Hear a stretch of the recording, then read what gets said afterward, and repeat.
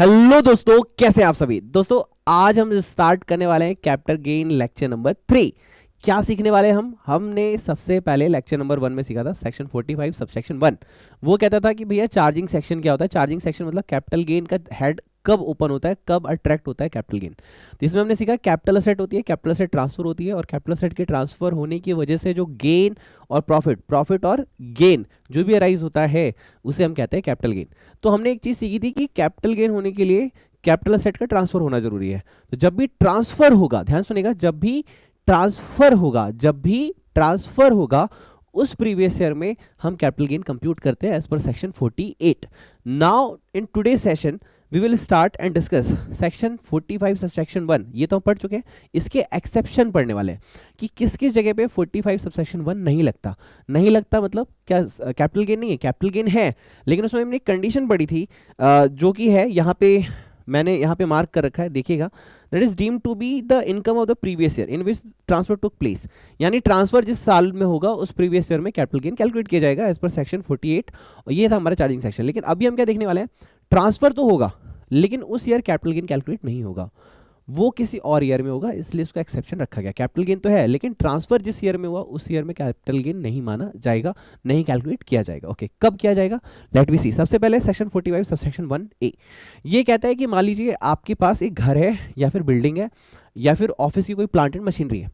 अब क्या हुआ, फ्लड आ गया या फिर रेट्स हो गए, दंगे फसाद हो गए, भूकंप आ गया, एक्ट बाय गॉड हो गया, कुछ भी हो गया। लेट सपोज आपकी बिल्डिंग गिर गई और दो चार मशीनरी अंदर की टूट फूट गई, जिसकी वजह से आपको जो कैपिटल असेट है, वर्ड मार्क कीजिएगा कैपिटल असेट। अगर आपके पास कैपिटल असेट ही नहीं है तो ये सेक्शन लगेगा ही नहीं। ये पूरा जो मैं भी आज आपको प्रोविजन डिस्कस करने वाला हूँ, 4 प्रोविजन है, ये तभी अट्रैक्ट होंगे जब कैपिटल असेट है। अगर कैपिटल असेट ही नहीं है तो ये प्रोविजन अप्लाई नहीं होते। नाउ कैपिटल असेट क्या हो गई, डिस्ट्रॉय हो गई, क्या हो गई सर, डिस्ट्रॉय हो गई या फिर डैमेज हो गई या फिर डिस्ट्रक्ट हो गई, उसको नुकसान हो गया, और जिसकी वजह से अब इंश्योरेंस कंपनी आपको कंपनसेशन देने वाली है। इतनी बात क्लियर हो गई। Okay, now my dear friend, सबसे पहली बात कैपिटल असेट होनी चाहिए। एक पॉइंट और रेज होता है, सर मैंने तो इंश्योरेंस लिया ही नहीं था तो भी क्या प्रोविजन लगेगा, नहीं, ये तभी लगेगा जब आपने इंश्योरेंस ले रखा था, इंश्योरेंस प्रीमियम पे करते थे और इंश्योरेंस कंपनी आपको पैसे देने वाली है। सर मेरी भी कंपनी में ना आग लग गई, क्या मुझे इंश्योरेंस मिलेगा, सर आपने इंश्योरेंस ले रखा था, नहीं, अगर आपने इंश्योरेंस ले नहीं रखा था तो ये प्रोविजन आप पे लगता ही नहीं है। सर कब लगेगा, तब ये कैसे डील होगा, वो हम सीखेंगे पीजीबीपी के अंदर, बिजनेस इनकम के अंदर। अभी हम उसकी बात नहीं कर रहे। अगर आपने कार का इंश्योरेंस नहीं ले रखा तो इंश्योरेंस कंपनी आएगी नहीं हेल्प करने आपको। और कार कैपिटल असेट है या नहीं है पहले तो ये देखो। पर्सनल कार जो कि पर्सनल पर्पस के लिए यूज होती है वो कैपिटल असेट है ही नहीं। तो ये वहां लगता है जहां कैपिटल असेट होनी चाहिए। इंश्योरेंस लिया होना चाहिए, इंश्योरेंस प्रीमियम पे कर रहे हो और इंश्योरेंस कंपनी आपको पे कर रही है क्योंकि आपकी कैपिटल असेट डिस्ट्रॉय हुई है। ठीक है, चलो सर ये प्रोविजन समझ में आ गया। मान लीजिए आज 2005 में मैंने एक क्या लिया सर, मशीनरी लगाई थी। 2020 में सर इतनी लंबी चलती है मशीनरी, चलो बिल्डिंग थी, ओके बिल्डिंग चलती है, चलो बिल्डिंग थी। अब भूकंप आया 2020 में, गिर गई, तो सर पीरियड ऑफ होल्डिंग कब से होगा, 2005 से लेकर 2020 तक। सर बिजनेस में यूज होगा तो इस पर डेप्रिसिएशन लगेगा, और डेप्रिसिएशन किसी भी एसेट पे लगता है तो उस पर इंडेक्सेशन क्लेम नहीं होता है, उसे short term capital gain treat किया जाता है। ये हमने इंडेक्सेशन वाले कॉन्सेप्ट में मार्क किया था। लेकिन अगर ये पर्सनल पर्पस के लिए थी तो प्लांट एंड बिल्डिंग जो है, ठीक है, प्लांट बिल्डिंग हाउस प्रॉपर्टी ये सारी चीज़ें पर्सनल इफेक्ट की है तो यहाँ लॉन्ग टर्म कैपिटल गेन होगा अगर वो बिजनेस में यूज नहीं हो रही थी तो। ओके, नाउ 2020 तक पीरियड ऑफ होल्डिंग हो गया, लॉन्ग टर्म कैपिटल असेट है। ओके, अब इंश्योरेंस कंपनी ने कहा कि हम ना तुम इस घर के बदले 20 लाख रुपीज़ देंगे। तो क्वेश्चन है सर कैपिटल गेन कब कंप्लीट होगा, 2020 में, आंसर है नो। ये तब कैलकुलेट होगा जिस ईयर में इंश्योरेंस कंपनी आपको पैसे देगी, या तो कैश, कैश का मतलब बैंक के थ्रू भी होता है, या फिर ये भी होता है कई बार कि आपको प्रॉपर्टी दे दे या फिर कोई असेट दे दे, बिल्डिंग के बदले में दूसरा घर दे दे, घर के बदले में घर दे दे, या फिर आपकी कार चोरी हुई थी, कार के बदले में कार दे दे। वैसे कार कैपिटल असेट नहीं होती, ये प्रोविजन वहां लगेगा जहां पे कैपिटल असेट होगी असेट। ठीक है, ज्वेलरी के बदले में ज्वेलरी दे दे, ठीक है, तो कैपिटल असेट के बदले में कैपिटल असेट अगर आपको मिलती है तो भी ये प्रोविजन लगेगा, उसके बदले में कैश मिलता है तो भी लगेगा। और दोनों मिल रहे हैं, प्रॉपर्टी भी दे रही, कोई असेट भी दे दिया या फिर कैश भी दे दिया, दोनों लगे तो भी ये प्रोविजन वहां पे अप्लाई होता है। ओके, तो यहाँ पे मेन क्या था थीम, मेन थीम ये है कि जिस ईयर में इंश्योरेंस कंपनी से पैसा मिलेगा वहां ये अप्लाई होता है।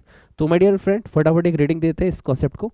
That is money or other asset received under insurance from insurer on account of damage destruction of any capital asset as a result of flood, hurricane, cyclone, earthquake, other act of God, ठीक है, riots, civil disturbance, accident, fire, explosion, action by enemy और action taken in the combating enemy, ठीक है। तो यहाँ पे कह रहे हैं कि previous year in which income is chargeable to tax, कब इस पे टैक्स देना होता है, तो जब सच मनी और अदर असेट इज रिसीव्ड, जब वो पैसा या फिर जो असेट इन काइंड, असेट मतलब इन काइंड जो भी मिलना है वो आपको मिल जाएगा तब। उसके बाद इसका फुल वैल्यू ऑफ कंसिडरेशन, यानी फुल वैल्यू ऑफ कंसिडरेशन क्या होगा, पैसा मिला तो वो असेट मिली तो उसकी फेयर मार्केट वैल्यू, ओके। तो इसके ऊपर एक छोटा सा क्वेश्चन है। इस क्वेश्चन में क्या होता है, मिस्टर अंकित है, individual carrying on business, his stock and machinery were damaged and destroyed in a fire accident, value of stock lost their is 6,50,000। पहली बात, क्या स्टॉक कैपिटल असेट होता है, तो कैपिटल असेट की डेफिनेशन में से एक्सक्लूड किया गया है। Stock in trade, raw material, closing stock कभी भी कैपिटल असेट नहीं माना जाता, तो इस पर कैपिटल गेन कैलकुलेट नहीं होगा। हाँ, इसमें जो भी अगर अमाउंट रिसीव होगा तो वो पीजीबीपी के अंदर ट्रीट होगा। अगर आपका 650 बता रहा है, उससे कम अगर मिला तो लॉस है, तो लॉस ऑन फायर, ठीक है, due to fire.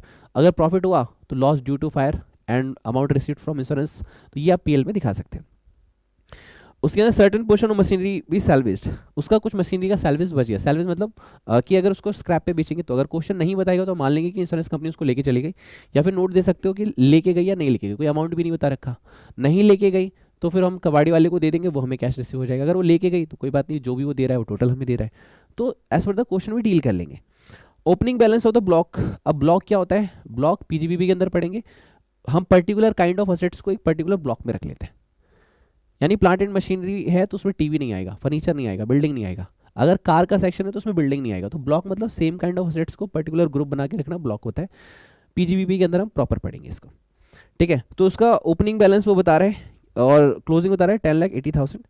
During the process of safeguarding a machine, machinery को बचाने के चलते फायर फाइटिंग ऑपरेशन के थ्रू मिस्टर जो अंकित थे, उनकी गोल्ड चेन और डायमंड रिंग जो थी उसको खो गई। अभी बताओ, गोल्ड चेन और डायमंड रिंग क्या ये कैपिटल असेट होता है? हाँ, पर्सनल फैक्ट में है, लेकिन उससे एक्सक्लूड किया गया। ज्वेलरी, डायमंड रिंग, कोई भी ऑर्नामेंट्स ऐसा है जिसमें डायमंड और ये सब लगे हुए हैं तो उसे ज्वेलरी ट्रीट किया जाता है। तो क्या ये कैपिटल असेट है? हाँ। क्या ये लॉन्ग टर्म माना जाएगा? डिपेंड वो शॉर्ट टर्म है या नहीं है, पीरियड ऑफ होल्डिंग के बेसिस पे। Now which he had purchase by April 2005, तो ऑब्वियसली ये लॉन्ग टर्म है। तो 1,20,000 था और मार्केट वैल्यू क्या है? 1,80,000।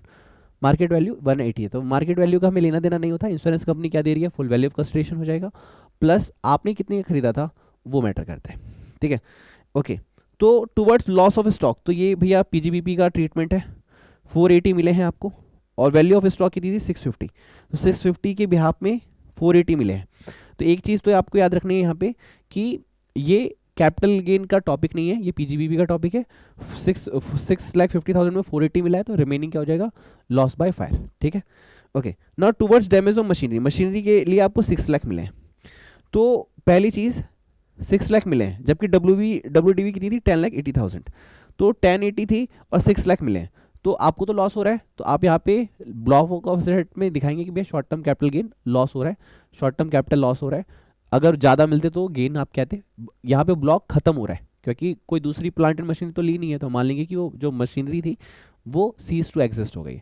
ये क्या होता है हम पीजीबीपी के अंदर डिटेल में सीखेंगे, ठीक है। Towards gold chain and diamond ring, तो ये कैपिटल असेट थी, हाँ, तो 180 मिल रहा है इनको, ठीक है। 120 भी आपने 180, यहाँ पे इंडेक्सेशन नहीं दे रखी है हम, लेकिन मान लेंगे कि ये लॉन्ग टर्म कैपिटल गेन है क्योंकि पीरियड ऑफ होल्डिंग ऑब्वियसली यहाँ पे दिख रही है कि हाँ इन्होंने होल्ड किया हुआ है गोल्ड चेन वगैरह को 2005 से है और 2022 के अराउंड आप कैलकुलेशन कर रहे हैं, तो ये लॉन्ग टर्म है। तो इसी चीज़ की इन्होंने ब्रीफिंग दे रखी है आपको कि हाँ भैया पर्सनल फैक्ट में कैपिटल गेन जो है यहाँ पे लगेगा, तो इन बातों को यहाँ पे लिखा गया है, ठीक, okay.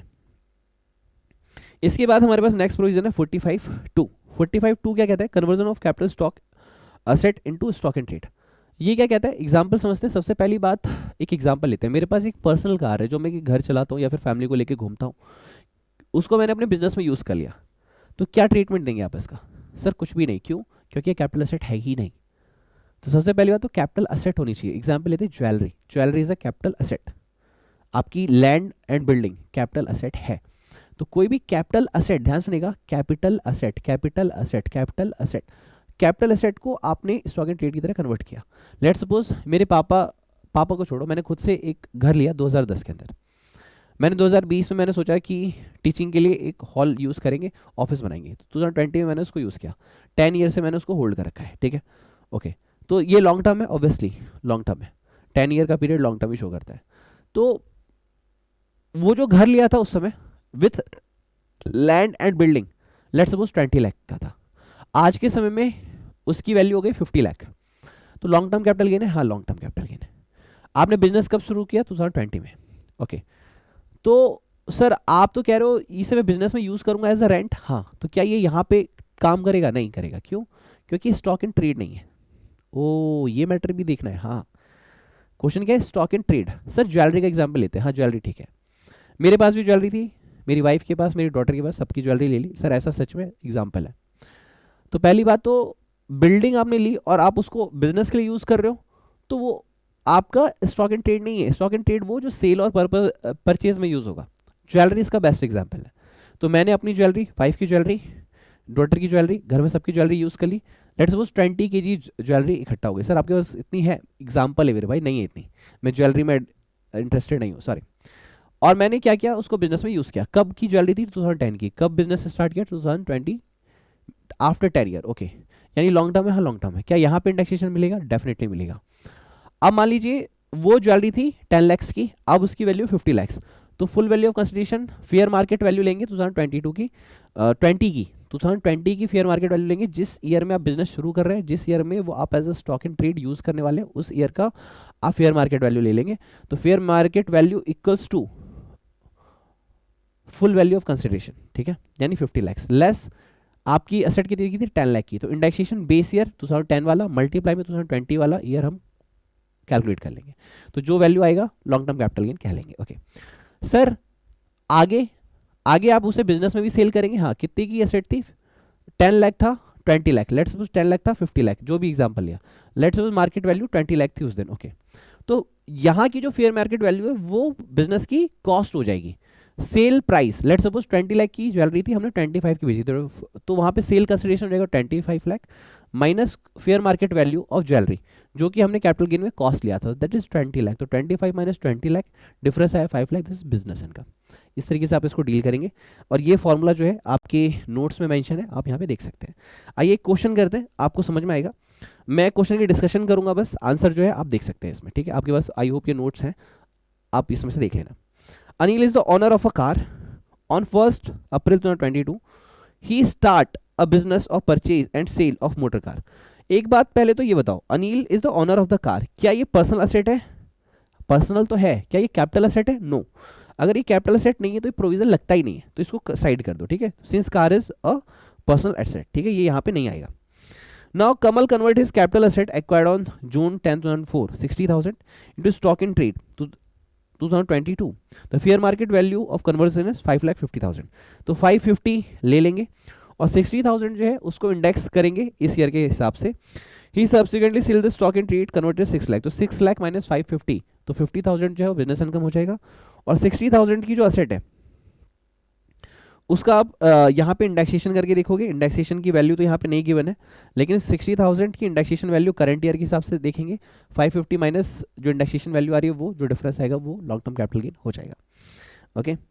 Now Ram convert his plot of land purchase, हाँ उसने अपना प्लॉट ऑफ लैंड यूज किया, अब उसे सेल स्टॉक एंड ट्रेड में यूज करेगा। तो सर आप तो बोल रहे थे आप वाले केस में नहीं लगेगा, क्योंकि मैं बिजनेस में यूज कर रहा था, मैं सेल नहीं कर रहा था, इसलिए मेरे केस में नहीं लगेगा। यहाँ पे क्या है, वो स्टॉक एंड ट्रेड की तरह यूज कर रहा है। 80,000 का था, वैल्यू कितनी है? 3 लाख, तो 3 लाख, ओके। और 2004-5 की एसेट है, तो 4-5 का इंडेक्सेशन है 113, और इस ईयर का है 317, तो 80,000 divide by 113 base year multiply में 317 करेंट ईयर, ठीक है। तो इस साल की वैल्यू आ जाएगी, और जो फुल वैल्यू ऑफ कंसिडरेशन है this is 3 lakh, 3 lakh minus जो इस ईयर की वैल्यू निकल के आ रही है 80,000 की प्रेजेंट मोमेंट में, वो तो आ जाएगा लॉन्ग टर्म कैपिटल गेन। और बिजनेस इनकम हो जाएगी 325 माइनस 3 लाख, तो 25,000 बिजनेस इनकम हो जाएगी। तो इस तरीके से इन्होंने आंसर को रिप्रेजेंट यहाँ पे किया है, 3 लाख माइनस करंट वैल्यू जो 80,000 की कन्वर्ट की, तो ये प्रॉफिट और ये प्रॉफिट आ गया, तो ये हो गया टोटल टैक्सेबल इनकम, ठीक।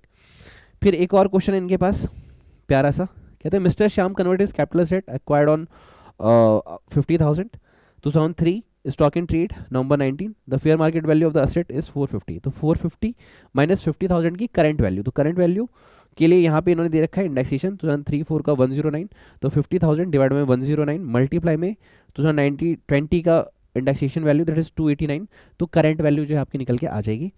इसके बाद इन्होंने कहा कि the stock in trade was sold 650, तो 650 माइनस 450 यानी 2 लाख जो हो जाएगी आपके बिजनेस इनकम हो जाएगी। इस तरीके से आपको इस क्वेश्चन को डील करना है। Now my dear friend, we have 45 subsection 5 compensation on a compulsory acquisition. जब आपने सेक्शन 2 क्लॉज 47 पढ़ा था, ट्रांसफर की मीनिंग देखी थी, वहां पे हमने देखा था compulsory acquisition by any law, under any law. यहाँ पे क्या हुआ, मान लीजिए गवर्नमेंट को मेट्रो बनानी है, रेलवे लाइन बनानी है, या फिर कोई भी इंफ्रास्ट्रक्चर क्रिएट करना है जिसमें आपका घर, आपकी ज़मीन, आपका प्लॉट बीच में आ रहा है, तो वो क्या करते हैं, उसको अपने एक्विजिशन कर लेते हैं। आपको देना ही पड़ेगा, you do not have any kind of other option. अब आपको उन्हें देना ही देना होगा, इसके बदले वो आपको मुआवजा देते हैं जिसको कहते हैं कंपनसेशन। सर लेट सपोज मैंने वो ज़मीन खरीदी 2005 में 5 लाख की, ओके, 2020 में उसकी वैल्यू है 20 लाख, तो 5 लाख और 20 लाख, ओके, तो गवर्नमेंट ने मुझे कहा कि मैं 10 लाख दूंगा। लेट सपोज गवर्नमेंट ने 10 लाख के लिए 2020 में आपको बोल दिया, 2022 में उन्होंने आपको कितना दे दिया, लेट सपोज 5 लाख दे दिया, तो 10 में से 5 दिया, तो जिस ईयर में वो पेमेंट करेंगे, चाहे पूरी पेमेंट करे या हाफ पेमेंट करे या पार्टली पेमेंट करे, उस ईयर में, जिस ईयर में गवर्नमेंट पे करेगी, उस ईयर में आपको जो टैक्स है कैलकुलेट करना होगा।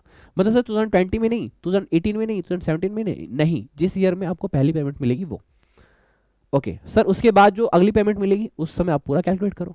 लेकिन यहाँ पे एक पॉइंट ध्यान में रखने वाला है कि लेट सपोज अगर आपको 2 पेमेंट मिली, मान लो 20 लाख मिलनी थी, 10 लाख और 10 लाख, तो 10 लाख में आपने index cost of acquisition use कर लिया, index cost of improvement use कर लिया, जो भी आया आपका short term capital gain, sorry long term capital gain या short term as the period of holding आप निकाल लेंगे। अब क्वेश्चन आया कि सर जो अगली पेमेंट मिलेगी उसमें से क्या, उसमें से फुल वैल्यू ऑफ कंसिडरेशन जो 10 लाख मिला वो ले लिया आपने, बट यहाँ पे इंडेक्स कॉस्ट ऑफ एक्विजिशन और इंडेक्स कॉस्ट ऑफ इंप्रूवमेंट नहीं लेंगे क्योंकि वो ऑलरेडी आप ले चुके हैं, पहला पॉइंट। दूसरा पॉइंट यहाँ पे क्या है कि मान लो मुझे पता है कि मेरी लैंड की वैल्यू 20 लाख है, लेकिन गवर्नमेंट सिर्फ 10 लाख दे रही है, तो मैं गया, मैंने गवर्नमेंट के जो भी हमारे कोर्ट होते हैं, हाई कोर्ट, सुप्रीम कोर्ट, मैंने दरवाजा खटखटाया, मैंने कहा जी हमारी वैल्यू तो इतनी, आप कम दे रहे हो। उनका हाँ यार सही बोलो, हमने ध्यान नहीं दिया, सॉरी। गवर्नमेंट ने कहा चलो 10 लाख और देते हैं, तो जो 10 लाख और मिला तो फुल वैल्यू ऑफ कंसिडरेशन क्या हो जाएगा, 10 लाख माइनस कुछ भी नहीं होगा। हाँ, इंडेक्स कॉस्ट ऑफ एक्विजिशन आप पहले ले चुके हैं, इंडेक्स कॉस्ट ऑफ इंप्रूवमेंट आप पहले ले चुके हैं, इसलिए अभी कुछ भी लेस नहीं होगा। लेकिन हाँ, अगर कोई लीगल एक्सपेंसेस था, जैसे लॉयर की फीस या कोई भी ऐसा खर्चा जो आपने इसलिए किया है ताकि वो पैसे आपको मिल सके, सर घूस भी नहीं, घूस नहीं आएगा यहाँ पे, लीगल एक्सपेंस, लीगल मतलब लीगल, ठीक है, घूस वगैरह नहीं आती यहाँ पे, तो वो आप लेस कर देंगे, जो बच गया वो आपका लॉन्ग टर्म कैपिटल गेन हो जाएगा। एक चीज़ और यहाँ पे आती है कि मान लीजिए सर गवर्नमेंट ने 20 लाख की जगह 20 लाख दे दिया, ओके, अभी मैं दुखी हूँ, मैंने कहा सर मेरे को और पैसे मिलने चाहिए थे, मैंने गवर्नमेंट का फिर से गेट खटखटाया, मैंने कहा सर आपने बहुत कम पैसे दिए, कितने चाहिए, 25 लाख। अब देखो उन्होंने क्या कहा, 25 लाख बोल रहे हो, ठीक है, हम कितने दे रहे थे शुरू में, सर 10 लाख, आप कितने मांग रहे हो, 25, गवर्नमेंट ने 5 लाख दे दिए, इसको बोला गया इंटरिम कंपनसेशन रिसीव्ड। तो इंटरिम जो है वो तब टैक्सेबल होगा जब फाइनल डिसीजन लिया जाएगा। गवर्नमेंट ने कहा जी ये 25 मांग रहे हैं, इन्हें 20 देते हैं, 10 दे रखे थे, 5 और दे दिए, तो वो 5 तब टैक्सेबल होगा जब गवर्नमेंट ने फाइनल डिसीजन आ गया। तो अब तक कितने मिल गए, 15, तो सर बचे हुए 5 का कब टैक्स होगा, जब फाइनली वो रिसीव्ड हो जाएगा तब। This is the overall discussion, ये सारा पॉइंट यहाँ पे लिखा हुआ है, आप एक बार रीडिंग करेंगे आपको मिल जाएगा। एक बात याद रखना, जब पहली पेमेंट मिली उसी समय आपने index cost of acquisition, index cost of improvement less कर लिया था, अगर लॉन्ग टर्म है तो इंडेक्स, नहीं है तो नॉर्मल आप लेस कर लेंगे, और बार बार जब पेमेंट मिलेगी तब आप इसे लेस नहीं करेंगे, ओके। आइए इसी के ऊपर एक क्वेश्चन है मिस्टर रॉकी भाई KGF, आइए देखते क्या कहता है ये। कहता है मिस्टर रॉकी है, डेट ऑफ बर्थ है 1/10/1946। सर ये क्यों बता रहे हैं, एक्चुअली ये बताने से ये डिसाइड होगा कि ये भाई साहब की एज क्या है।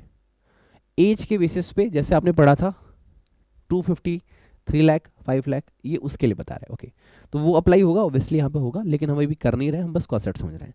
Has purchase 1 house of 1 April 1995 for 4 lakh, उनके पास एक घर था 4 लाख का, anchor 2 lakh on improvement on 1/10/1998। पहली बात तो अगर 2001 से पहले की कोई भी कॉस्ट इंप्रूवमेंट है तो हम इसको इग्नोर कर देते हैं, इग्नोर कर दिया।